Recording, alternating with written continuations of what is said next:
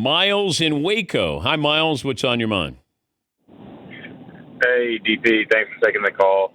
I want to bring it back to the Bill Belichick discussion. And the question I have for you is, what is the most shocking interaction that you've had in an interview, whether it be something they said, they did, just something that really caught you off guard that you weren't prepared for? I don't think there's anything I've been unprepared for.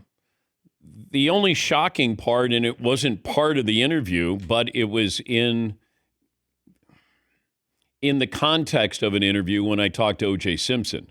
And I was just talking to him about football. And then when we stopped and my cameraman changed tapes, that's when it came up where he asked me if I thought he did it. Now, during the downtime of getting a tape put in the camera and taking one out, we were just talking. And he was telling me how crazy his life was.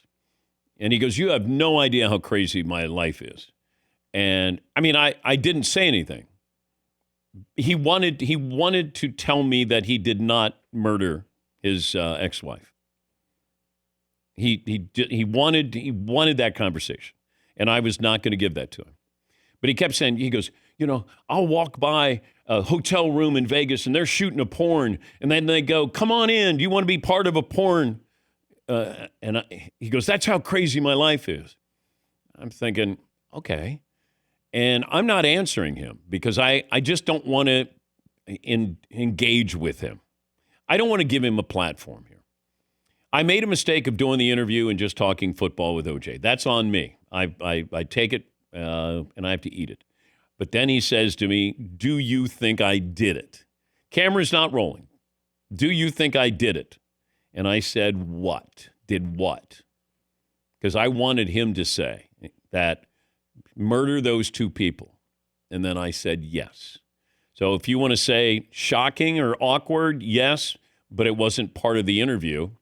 But it was one of those moments where I'm like, I don't think he can kill me.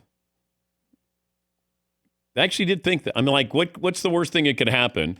He might say, "Oh, I'm not going to do the rest of the interview," which, okay, at that point, I've already made a mistake of just talking to him about football.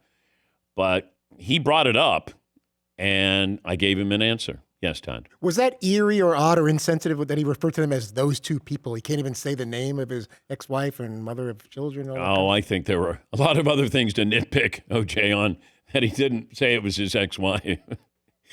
The fact that he did it.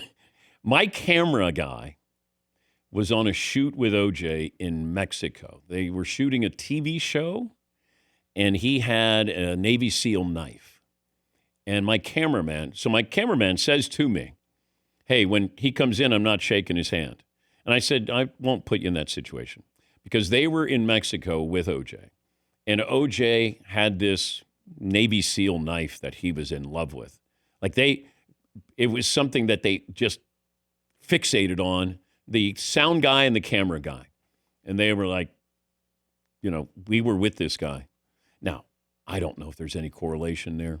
I just know that what they saw and felt in Mexico was still with them. But yeah. And OJ came in, he wasn't as imposing. Like he was kind of hunched over, not intimidating at all. But, he still came in as OJ. He's like, "Hey, thanks for having me." You should see what I could do with that thing. Hey, DP. Oh, man.